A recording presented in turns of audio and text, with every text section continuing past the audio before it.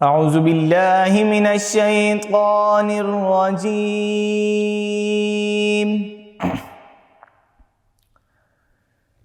بسم اللہ الرحمن الرحیم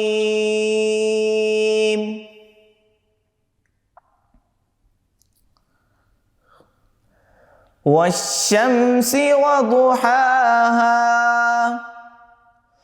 والقمر إذا تلاها والنهار إذا جلاها والليل إذا يغشاها والسماء وما بناها والأرض وما طحاها ونفس وما سواها فألهمها فجورها وتقواها قد أفلح من زكاها وقد خاب من دساها كذبت ثمود بطغواها إذ انبعث أشقاها فقال لهم رسول الله ناقة الله وسقياها فكذبوه فعقروها فدمدم عليهم ربهم بذنبهم فسواها ولا يخاف عقباها صدق اللہ العظیم۔ سورج اور اس کی روشنی کی قسم، اور چاند کی جب وہ اس کے پیچھے آئے، اور دن کی جب وہ سورج کو چمکائے، اور رات کی جب وہ سورج کو چھپا دے، اور آسمان کی اور اس کے بنانے والے کی قسم، اور زمین کو اور اس کے پھیلانے والے کی قسم، اور جان کی اور اس کے جس نے اسے ٹھیک بنایا، پھر اس کی نافرمانی اور اس کی پرہیزگاری کی سمجھ اس کے دل میں ڈالی۔ بے شک جس نے نفس کو پاک کر لیا وہ کامیاب ہو گیا، اور بے شک جس نے نفس کو گناہوں میں چھپا دیا وہ ناکام ہو گیا۔ قوم سمود نے اپنی سرکشی سے جھٹلایا جس وقت ان کا سب سے بڑا بدبخت آدمی اٹھ کھڑا ہوا تو اللہ کے رسول نے ان سے فرمایا، اللہ کی اونٹنی اور اس کے پینے کی باری سے بچو۔ تو انہوں نے اسے جھٹلایا، پھر اونٹنی کی کوچیں کاٹ دیں تو ان پر ان کے رب نے ان کی گناہوں کے سبب تباہی ڈال کر ان کی بستی کو برابر کر دیا، اور اسے ان کا پیچھا کرنے کا خوف نہیں۔ نیت خلوص، ادب، احترام، عزت اور محبت کے ساتھ جناب رمضان سے حسن احمد کا السلام علیکم۔ ناظرین، الحمدللہ ثم الحمدللہ، آج ہم اپنی 8ویں سحری کرنے جا رہے ہیں۔ ایک اور دن، ایک اور رات، ایک اور سحر اور ایک اور افطار میرے رب العزت نے ہمیں عطا کر دیا کہ ہم اپنی اللہ سے اپنی گناہوں کی معافی تلافی کریں اور اللہ کی بندگی میں زندگی گزاریں، اور ایک اور روزہ ہمیں دے دیا کہ ہم اللہ کی تکبیر پر روزہ بند کریں، اللہ کے حکم پر روزہ بند کریں، اور اللہ کی تکبیروں پر ہم روزہ افطار کریں، اور اللہ کے حکم کے آگے ہم اپنا سر تسلیم خم کرتے ہیں۔ ناظرین، ہم اس رمضان میں آج 8ویں سحری ہے، 8واں روزہ ہم اب سے کچھ دیر بعد شروع ہو جائے گا۔ تو ناظرین، ہم آج سے ایک وعدہ کرتے ہیں، ایک عہد کرتے ہیں کہ جو ہم اس رمضان ہے، ہم اس رمضان کچھ ایسا سیکھ کے جاتے ہیں اس رمضان سے کہ آئندہ جب عام دن ہوں اس میں ہمیں رمضان کی کمی محسوس نہ ہو۔ ہم جو اس رمضان میں پکے سچے مسلمان بن گئے، اپنے اندر تقوی اختیار کر لیا، اللہ کے بتائے ہوئے طریقوں کو اپنے اندر سما لیا، ان سب کو ہم انشاءاللہ کہ رمضان کے بعد بھی ہم ایسے ہی ہمارے معمول چلتا رہے گا زندگی کا۔ میں اگر ایک چھوٹی سی بات کہوں آپ سے، اور اب میں سب سے پہلے خود بھی اس چیز پہ اس نصیحت پہ عمل کرتا ہوں، اور پھر میں آپ کو بتاتا ہوں کہ جیسے ہم عام دنوں میں زندگی گزارا کرتے تھے، اور پھر یہ رمضان کا مہینہ آیا، ظاہر ہے شیاطین کو قید کر لیا گیا ہے، اور ظاہر ہے اس میں جنت کے دروازے کھول دیے گئے ہیں، اور اللہ تعالیٰ آسمان دنیا پر اپنا نزول اجلال فرماتے ہیں، فرشتوں کو مقرر کر دیتے ہیں کہ وہ روزے داروں کی دعاؤں پر آمین کہیں۔ تو ہمیں ایک چھوٹا سا عمل اپنے اندر لے لیتے ہیں اور اس کو عمل کرنے کی کوشش کرتے ہیں اس بات پہ کہ کوئی بھی ایسی عادت کوئی بھی اچھی عادت ہم اپنے اندر سما لیتے ہیں اور اس پہ ہم کوشش کرتے ہیں کہ ہم رمضان کے بعد بھی عام دنوں میں بھی کہ اس عمل کو جاری رکھیں گے. جیسے کہ ایک مثال لے لیتے ہیں کہ چلتے پھرتے جیسے ہم روزے کی حالت میں ہوتے ہیں تو چڑھتے پھرتے ہم درود و سلام پڑھ رہے ہوتے ہیں یا پھر استغفار کی تصویر پڑھ رہے ہوتے ہیں یا پھر ہم تلاوت قرآن پاک کر رہے ہوتے ہیں. تو کوشش کرتے ہیں کہ رمضان جب یہ جائیں تو ہم رمضان کے بعد بھی ایسے ہی اپنے معمول رکھیں اور لوگوں کے ساتھ حسن اخلاق سے پیش آئیں, کیونکہ یہ دین ہمیں درس دیتا ہے حسن اخلاق کا. یہ چھوٹی چھوٹی عادت اگر ہم نے اپنے اندر سامان لی تو انشاءاللہ ہماری زندگی بھی کامیابی والی ہوگی اور ہماری آخرت بھی کامیابی والی ہوگی. ہم ایسا موجود ہیں آج ہمارے سیٹ کی رونقیں ہوتے ہیں یہ جتنے بھی نعت خواہ ہمارے ہیں. طہا شیخ صاحب السلام علیکم. السلام. کیسے ہیں آپ؟ الحمدللہ. کعبے کی رونق کعبے کا منظر اللہ اکبر اللہ اکبر دیکھوں تو دیکھے جاؤں برابر اللہ اکبر اللہ اکبر. سبحان اللہ. حیرت سے خود کو کبھی دیکھتا ہوں حیرت سے خود کو کبھی دیکھتا ہوں اور دیکھتا ہوں کبھی. کیا بات ہے, سبحان اللہ. لایا کہاں مجھ کو میرا مقدر اللہ اکبر اللہ اکبر. حمد خدا سے تر ہے زبانیں حمد خدا سے تر ہے زبانیں کانوں میں رس گھولتی ہیں ہے کیا کہیں. سبحان اللہ.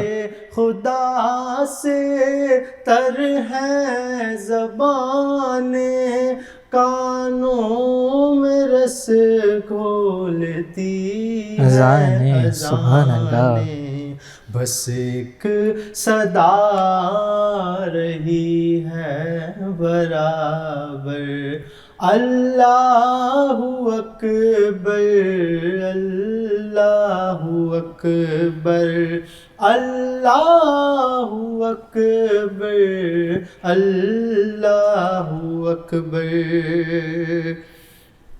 اور مانگی ہے میں نے جتنی دعائیں مانگی ہے میں نے جتنی دعائیں منظور کیا کہنے. سبحان اللہ. مقبول ہوں سبحان اللہ. میزاب رحمت ہے میرے سر پر اللہ اکبر اللہ اکبر. اور یاد آ گئی جب اپنی خطائیں یاد آ گئی جب اپنی خطائیں اشکوں میں ڈھلنے لگی التجائیں یاد آ گئی جب اپنی خطائیں اشکوں میں ڈھلنے لگی التجائیں رویا غلاف کعبہ پکڑ کر اللہ اکبر اللہ اکبر. سبحان اللہ. تیرے کرم کی کیا بات مولا تیرے حرم کی کیا بات مولا، کیا کہنے ہیں، سبحان اللہ. تیرے کرم کی کیا بات مولا، تیرے حرم کی کیا بات مولا، تا عمر کرتے آنا مقدر، اللہ اکبر اللہ اکبر. کعبے کی رونق کعبے کا منظر، اللہ اکبر اللہ اکبر. سبحان اللہ، ماشاء اللہ. آپ تصور میں ماشاء اللہ ہمیں لے گئے تھے کعبے میں. کبھی آپ نے عمرہ کیا ہے؟ بالکل الحمدللہ. تو کیا تصور ہوتے ہیں عمرہ، جب آپ عمرہ کا حرم کے سامنے جس طریقے سے آپ نے پڑھا نا کہ مانگی ہیں میں نے اپنی دعائیں، اور خطاؤں کے بارے میں جب آپ نے کہا، تو کیا تصور یہ ہوتا ایک ہے؟ واقعی ایک حقیقتاً ایسا لمحہ ہوتا ہے کہ آپ کو جب اپنی خطائیں یاد آ رہی ہوتی ہیں اور آپ سامنے کعبہ دیکھ رہے ہوتے ہو، تو آپ کو واقعی یہ محسوس ہو رہا ہوتا ہے کہ کہاں ہم اور کہاں یہ ہماری قسمت کہ ہمیں اللہ تعالیٰ نے اتنا نوازا. تو یہ بالکل ایک حقیقی لمحہ ہوتا ہے آپ کے لیے اس وقت. بے شک. اور ہمیں رمضان کا یہ مقدس مہینہ چل رہا ہے، اور ہمیں یہ اللہ سے دعائیں بھی مانگنی چاہیے کہ اللہ اس ماہ میں یا پھر مہینے کے بعد، رمضان کے بعد، ہمیں اسی سال حرمین شریفین کی حاضری نصیب عطا فرمائے.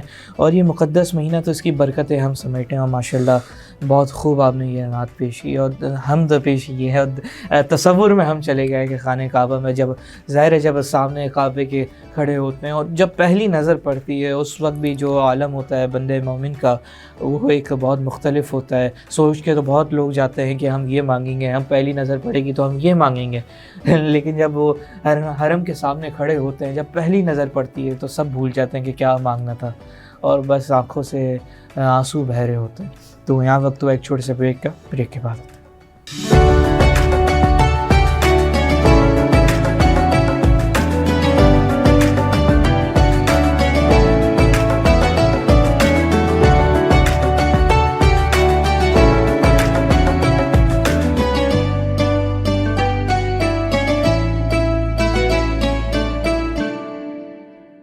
ایک بار پھر ناظرین نام رمضان میں آپ کو خوش آمدید.